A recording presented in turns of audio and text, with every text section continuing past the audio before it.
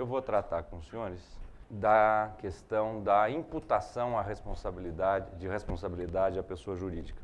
A razão de eu escolher esse tema está ligada ao exercício da nossa atividade. Aqui, a maioria dos senhores representam empresas ou são advogados. Portanto, o nosso foco é a defesa. E a primeira coisa que nós temos que trabalhar quando nós imaginamos a construção de uma defesa é entender quais os mecanismos para acusar. Porque se eu compreendo a estrutura de uma imputação, de como ela deve ser, de como o direito, não só o direito brasileiro, mas como, ao menos o direito ocidental, imagina que deve ser estruturada uma acusação, eu posso pensar na elaboração de uma defesa. É exatamente da compreensão sobre a formatação da acusação é que eu começo a trabalhar na defesa. E os senhores vão ver, eu achei muito curiosa a exposição do Juan Maria, porque o direito, do ponto de vista doutrinário e na praxis dos tribunais, está vivendo uma absoluta esquizofrenia. Há uma incompatibilidade absoluta entre a atividade acadêmica e os nossos problemas que aqui estão. No café, várias pessoas me diziam, que bom termos um encontro desse, porque podemos debater os temas. Principalmente porque aqui são pessoas que não estão voltadas ao pensamento dogmático, distante daquilo que acontece no foro. E nós todos sabemos que quando vamos a uma livraria para comprar um livro, para elaborar um ponto da nossa defesa, o livro não contém aquilo que nós precisamos. E nós, enlouquecidos, compramos todos, porque agora nós, eu um pouco mais velho, mas todos nós estamos habituados a ter o máximo de informação possível. Portanto, nós temos uma pilha de livros em cima da mesa, um problema jurídico, e não há um autor que diga aquilo que nós precisamos. E, de novo, esta coisa esquizofrênica de parte da doutrina dizer coisas que não correspondem ao que está na norma jurídica. Aquilo que gostaria, o dever ser, passa a se tornar o que quer o doutrinador. Nós, latino-americanos em gênero, com uma coisa mais grave, com a mania de imitar o direito estrangeiro. Eu achei das coisas mais divertidas uma observação do Juan Maria de que a imitação não pode ser uma imitação em que se observam vários países. Embora nós tenhamos hoje uma ideia de globalização, os penalistas e os processualistas escolhem os países aos quais vão se filiar e fecham os olhos para o resto do mundo. A doutrina brasileira se apaixonou pela Alemanha. E, de fato, é muito interessante ver que os autores de direito penal econômico não sabem o que é law and economics. E acham isso absolutamente normal, acham que é desimportante sob o aspecto punitivo a questão de uma ideia, por exemplo, básica econômica de custo-benefício. O ponto aqui não é discutir pode ou não pode existir responsabilidade penal no direito brasileiro para a pessoa jurídica. Esse ponto está afastado. Responsabilidade penal existe, está na lei. Vamos respeitar, portanto, o pensamento dogmático, porque a lei nos diz que tem. Portanto, vamos apenas destrinchar na norma jurídica o que deve ser necessário para a responsabilização da pessoa jurídica. Primeiro ponto, se nós vamos ser severos em relação a isso, nós vamos ter que compreender alguns aspectos fundamentais. Nós temos uma previsão clara no direito brasileiro que segue a tradição ocidental no que se refere aos requisitos da acusação. Para que exista uma acusação, é necessário um fato. Mas não é qualquer fato. É um fato que apresente contornos típicos. Em outras palavras, é um fato que corresponde àquilo que uma lei penal diz ser uma conduta proibida. Eu preciso olhar no mundo fenomênico um acontecimento e preciso destrinchá-lo, dissecá-lo, e cada elemento desse fato deve corresponder a uma previsão do tipo legal. Este fato, portanto, típico, precisa ser descrito naquilo que ele é, como quem conta uma história. Onde aconteceu? Quando aconteceu? Quem o praticou? Por que o praticou? Como o praticou? Isto é o básico na Argentina, no Brasil, que se espera de uma acusação. A descrição daquele momento histórico com essas características básicas. Muito bem, mas não é suficiente descrever o fato. Eu preciso demonstrar, e daí uma lição que no direito brasileiro tem 200 anos, que este fato é típico. Está previsto na norma que esta correspondência não é abstrata, que aquele fato que eu descrevi é similar, correspondente à previsão normativa. Mas eu preciso mais. Não basta o fato. Os pilares da ação penal é a demonstração da ocorrência material do fato típico, mas são necessários os indícios da autoria. Eu preciso evidenciar na acusação quem praticou o fato. É preciso dizer as razões pelas quais eu concluí que essa pessoa praticou esse fato.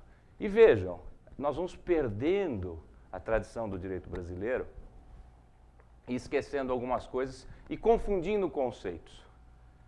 Não existe indício no singular. Não há indício de autoria. O que existem são indícios. Porque o que são indícios? São um conjunto de dados concatenados que me levam de um fato conhecido a um desconhecido. Há vamos dizer, um salto dedutivo que me permite concluir que aquela pessoa chegou ou praticou aquela infração penal. Há, portanto, na denúncia, a necessidade de apontar que dados concretos me levam a crer que aquela pessoa praticou o fato típico.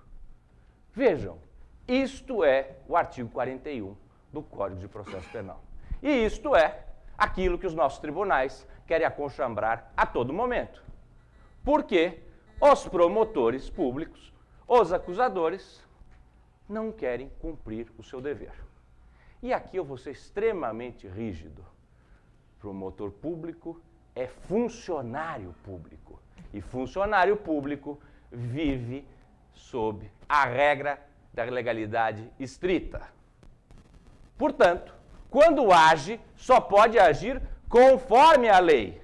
E, portanto, em verdade, aquele que denuncia sem cumprir os requisitos do artigo 41 do Código de Processo Penal deveria ser punido do ponto de vista administrativo. Ou não. Acusar Dr. Guilherme Nostri por uma pretensa infração penal, sendo que é clarividente que nos autos de inquérito policial, que é a nossa forma de investigação criminal, não há um dado concreto que permita concluir que ele praticou esse fato, além da responsabilidade ao Estado, deveria levar à responsabilidade administrativa. E aqui um ponto curioso. A situação brasileira, Juan Maria, é um pouco diferente da Argentina. Porque aqui, os acusadores públicos são irresponsáveis. Aqui, quem atua em empresa sabe que denúncia em crime ambiental... Será que eu estou fazendo uma bobagem aqui? O celular?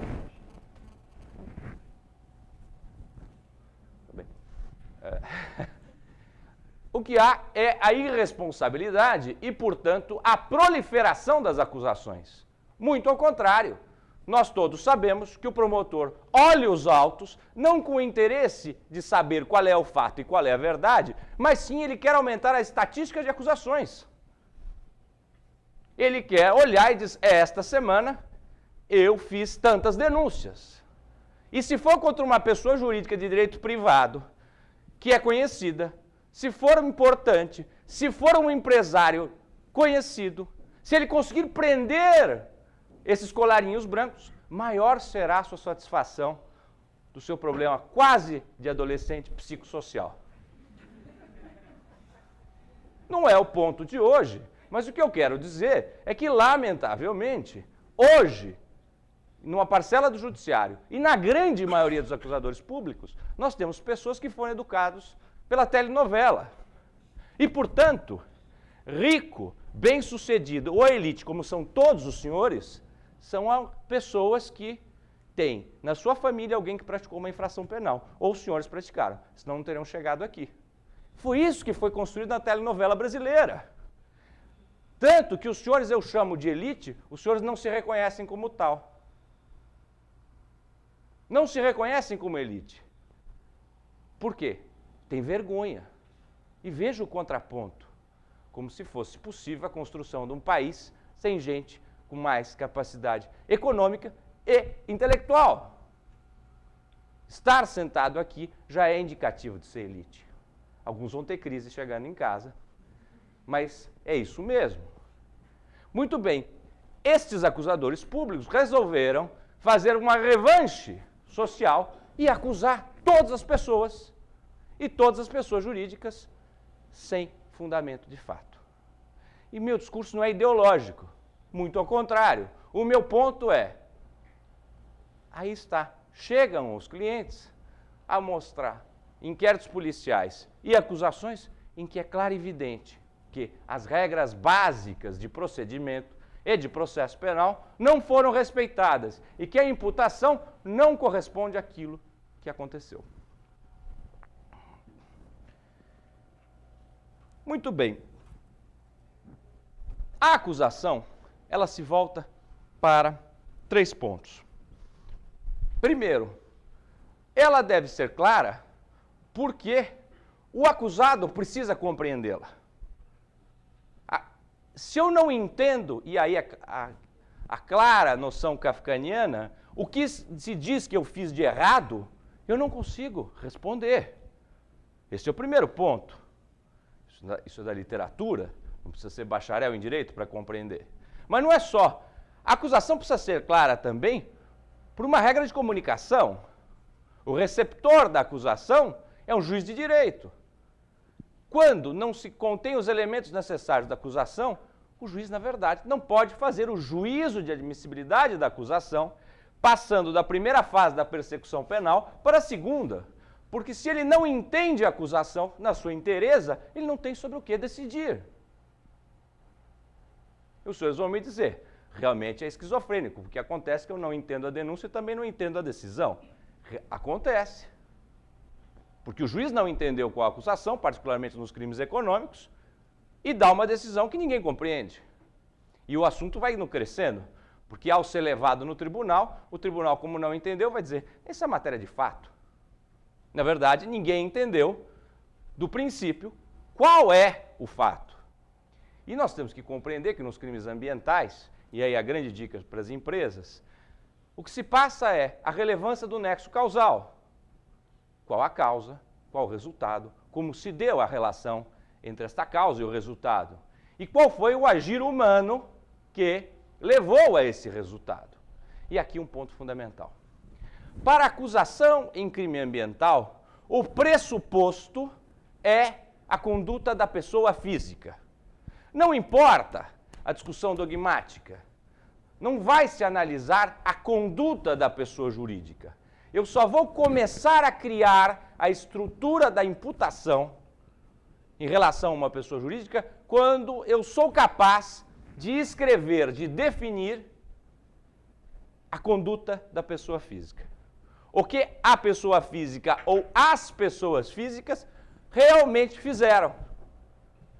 Se o acusador público não consegue descrever esse ponto, não há a possibilidade de se alcançar a responsabilidade da pessoa jurídica.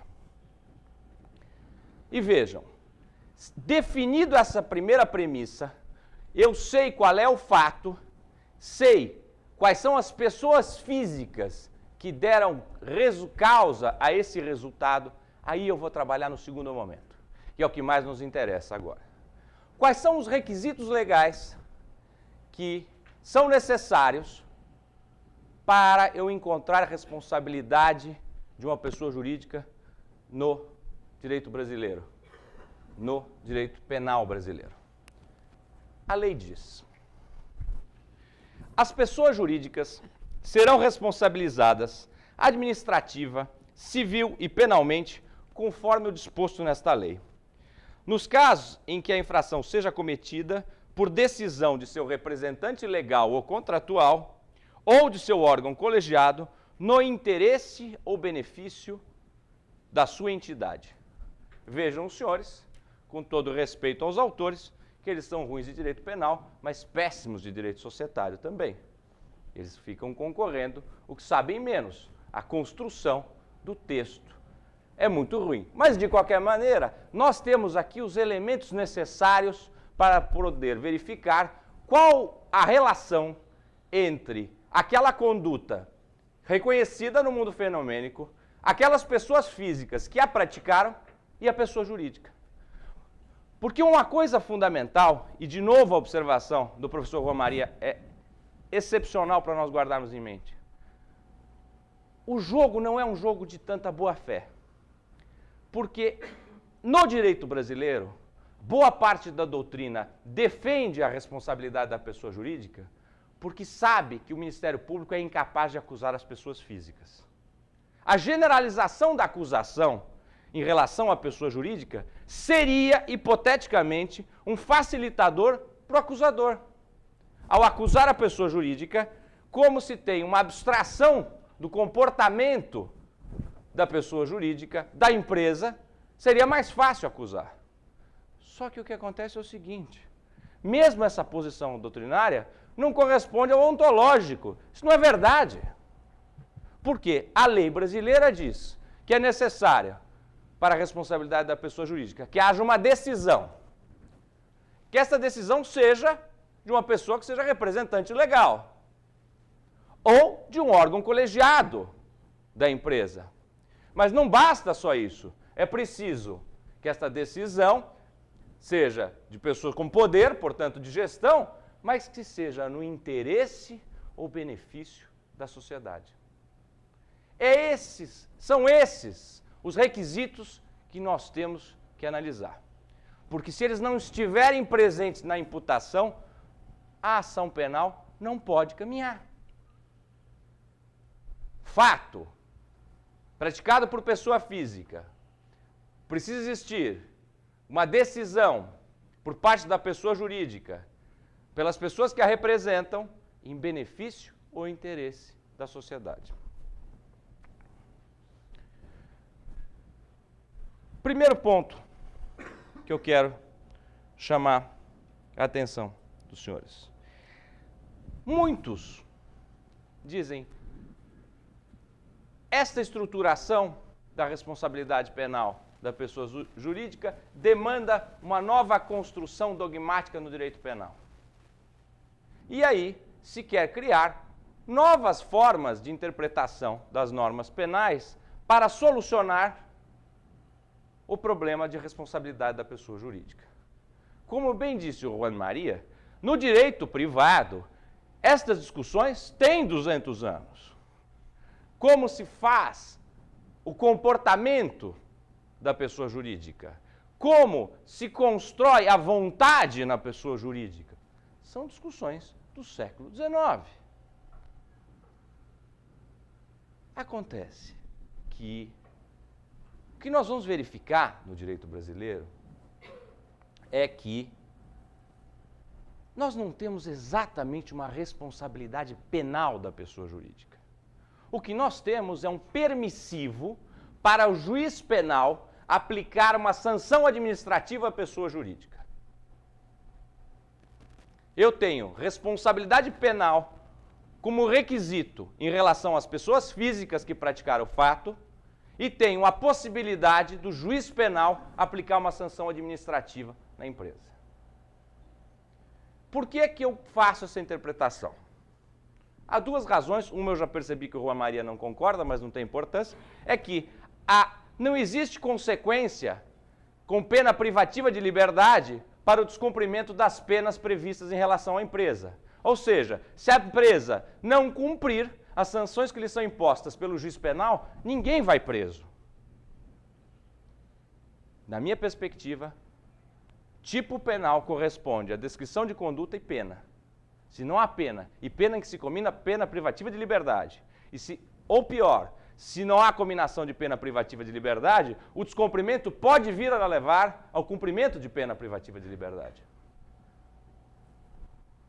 Vejam, se qualquer das empresas dos senhores, qualquer dos clientes dos senhores, não der bola para a imposição da sanção do juiz penal, nós vamos ter execução na forma do processo civil. Eu não tenho, portanto, jurisdição penal. Isso me parece uma maneira de acomodar a questão olhando o conteúdo normativo.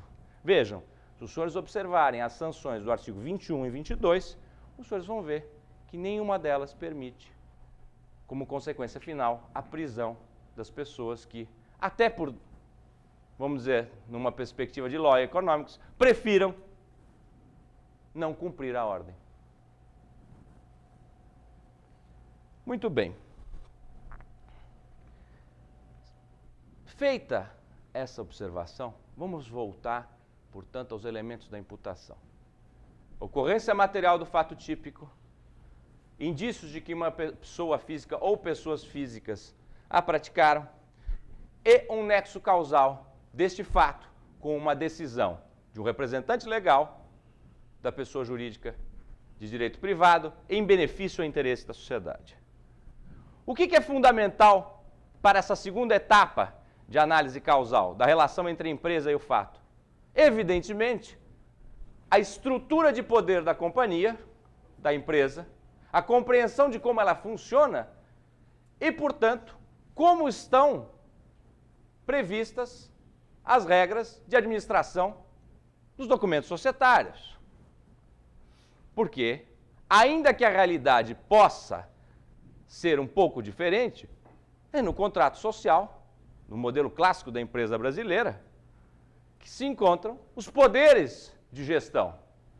Para que o acusador público possa acusar, ele precisa olhar o contrato social.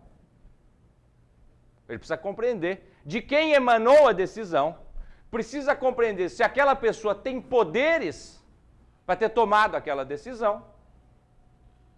E mais do que isso, se aquela decisão foi tomada conforme as regras da sociedade. E é muito curiosa a posição da doutrina, porque abstrai um aspecto relevante. Nas grandes companhias, as quais talvez os senhores sejam até pequenos investidores, diluídos em grande quantidade de pessoas, as regras para a gestão dessas companhias são extremamente rígidas, são extremamente reguladas. Um comportamento em que se aquece com um crime ambiental ou se dar causa a um crime ambiental é em consonância ao interesse da sociedade por ações? Obviamente que não. Nenhum de nós que investe na Petrobras, na Vale do Rio Doce ou qualquer companhia de capital aberto quer que os administradores pratiquem infração penal em crime ambiental. Nós não queremos a contingência administrativa, nós não queremos o litígio, o processo civil, não queremos contingenciar o valor no nosso balanço e muito menos queremos um problema penal. Como acionistas de uma companhia de capital aberto, nós queremos que os administradores não pratiquem ilícitos. Isso que é uma obviedade do ponto de vista de realidade, uma obviedade do ponto de vista do direito privado, não é observado pelos acusadores, que tornam a denúncia uma consequência normal em relação à pessoa jurídica.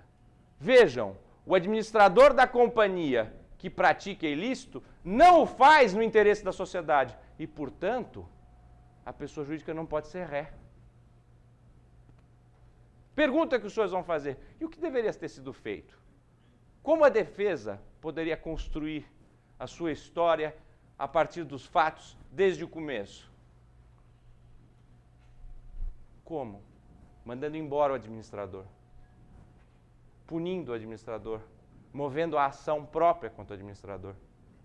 É evidente, porque a demissão do administrador da companhia, que aqueceu com um crime ambiental, ou deu causa a ele, ou se omitiu, particularmente seguindo aquilo que diz a lei das sociedades anônimas,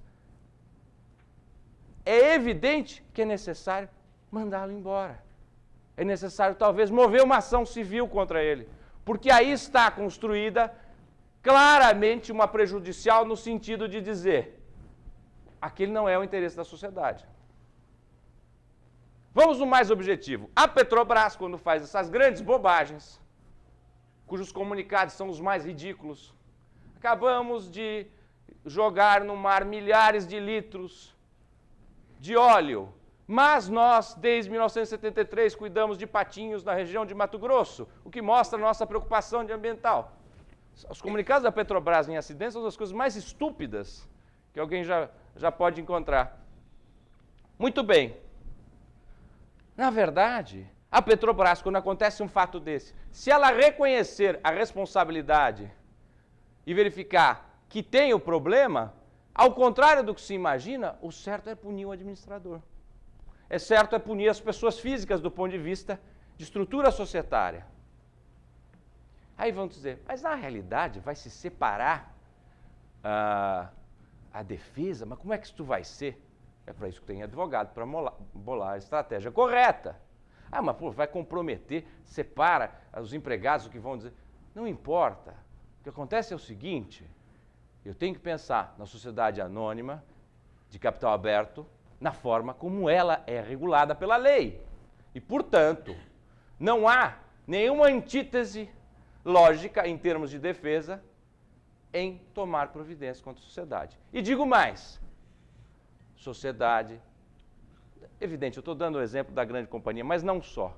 Aquele que é proprietário de uma empresa média pode muito bem fazer isso em relação ao seu empregado que não cumpriu as regras ou não cumpriu aquilo que prevê o contrato social.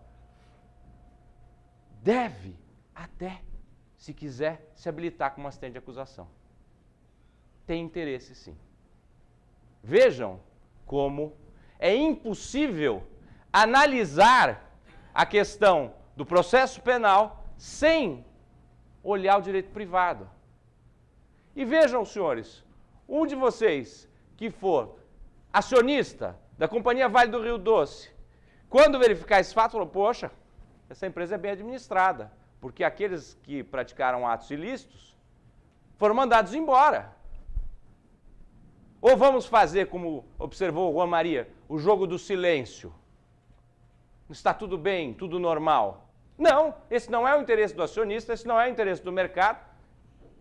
E aí nós começamos a trabalhar no campo da realidade. Este é um ponto. Outro ponto fundamental. A questão do interesse e a questão do benefício, isso não é uma presunção que o acusador público pode fazer. O promotor deve falar, olha, este crime foi praticado e eu acho que é interesse da sociedade. Qual é o interesse? Qual é o benefício? Precisa estar descrito na denúncia. Vamos dizer, estamos complicando mais a tarefa do promotor, mas é assim. Porque também ensinam errado na faculdade. O processo penal não é um instrumento pelo qual se faz punir. O processo penal é um instrumento pelo qual as pessoas se defendem. Porque o Estado nos persegue de forma muito dura e, na boa maioria das vezes, muito injusta. Portanto, o processo penal é um instrumento para o exercício da defesa. E as regras que ali estão são para que nós, qualquer um de nós que aqui está, se acusado, possa entender como vai funcionar o jogo e possa deduzir a sua defesa. Portanto, de fato, a tarefa de acusar é pior, é mais difícil. Por quê? Por uma razão fundamental. Quando o sujeito optou por fazer um concurso público e optou por ser funcionário público, a vida dele mudou. No seu trabalho, ele só faz aquilo que a lei lhe autoriza. Nós todos fazemos o que nós queremos, desde que não seja proibido. E se for proibido, nós vamos ser punidos. O promotor só faz aquilo que a lei lhe autoriza.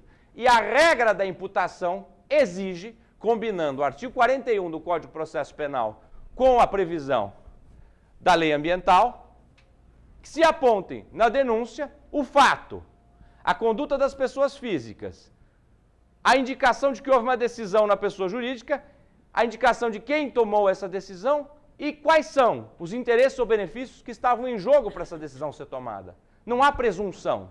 No processo penal, não há espaço para manifestação de hipóteses. O que existem são fatos e indicação de autoria, no campo da probabilidade e não da possibilidade. Eu não elocubro sobre a conduta. Eu vejo um fato e sou capaz de indicar aspectos causais que me levam a concluir que aquelas pessoas a praticaram. E no que se refere à pessoa jurídica, é essencial dizer qual é o benefício. Mais uma vez, se eu sou controlador de uma pessoa jurídica de direito privado e numa obra que está sendo realizada não são cumpridas as normas ambientais locais, ainda que seja, eu não posso ficar satisfeito com o meu administrador, não posso ficar satisfeito com o meu empregado. No mínimo, o que está acontecendo precisa ser alertado. E nós temos que lembrar que o modelo da Lei de Sociedades Anônimas Brasileiras, que indica as regras de responsabilidade, segue o modelo norte-americano. E, portanto, a omissão do empregado, do administrador, em relação ao fato, que é ilícito, leva a ele também a responsabilidade. Porque se eu sei que o fato aconteceu e nada faço, eu passo a ter responsabilidade também. É assim que funciona a gestão das companhias. Portanto, não há benefício algum em se fazer uma obra de forma irregular. Não há benefício algum para a companhia. Não há benefício algum para o controlador. Muito ao contrário. Logo, a responsabilidade penal, e aqui eu preciso dizer, não é um reflexo. Não tem reflexo nenhum. Porque a ideia que se construiu e a doutrina, vamos chamar assim, ou autores que escrevem sobre o assunto, levaram uma perspectiva macaqueando, vamos chamar assim, autores estrangeiros, de que existiria no direito brasileiro uma responsabilidade reflexa. Por quê? No direito francês, onde se originou muito da construção dogmática da punição das pessoas jurídicas, existe a famosa responsabilidade ricochete. Ricochete é aquilo que bate e volta, como se fosse algo, do ponto de vista causal, natural. No direito brasileiro, não há responsabilidade ricochete, embora boa parte dos autores assim o diga.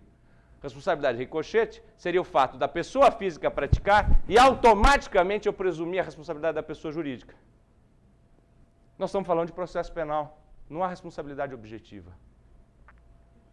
Não há nada de automático aqui. Há requisitos legais para que eu possa sair deste fato praticado da pessoa física para a eventual responsabilidade da pessoa jurídica. E esses requisitos são os que eu lhes falei. A existência de uma decisão, essa decisão tem que ser por pessoas que tenham poderes, do ponto de vista jurídico, evidente e factual. Esta decisão precisa ser tomada no interesse ou benefício da sociedade. De novo, o conceito de interesse e benefício não são das pessoas físicas, nem mesmo, muitas vezes, é no interesse do controlador. O interesse da pessoa jurídica se distancia até disso. E nós sabemos muito bem disso, pensando em situações de direito privado. Nem sempre a ideia do controlador é aquela que é boa para a companhia. Logo, a presunção de interesse ou presunção de benefício não é algo que possa existir no processo penal brasileiro.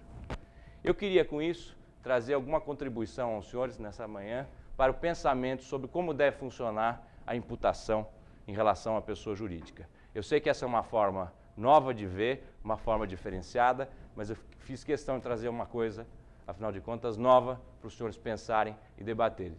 Eu quero agora agradecer demais a presença do Juan Maria, que é um extraordinário jurista, uma pessoa maravilhosa, além de tudo, mas que veio trazer para nós os seus conhecimentos e sua cultura. Eu fico muito feliz de poder trazer aqui alguém da Argentina, por uma razão fundamental.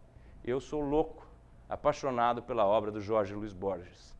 E o Jorge Luis Borges diz o seguinte, que aliás cai perfeito para um dia de hoje, porque em certa medida nós temos posições variadas. O Jorge Luis Borges diz o seguinte, a discussão é o único caminho não impossível para se chegar à verdade. A discussão é o único caminho não impossível para se chegar à verdade. O que nós estamos fazendo hoje é debatendo. Fico muito contente, quero agradecer também ao Guilherme, como sempre genial. Muito obrigado.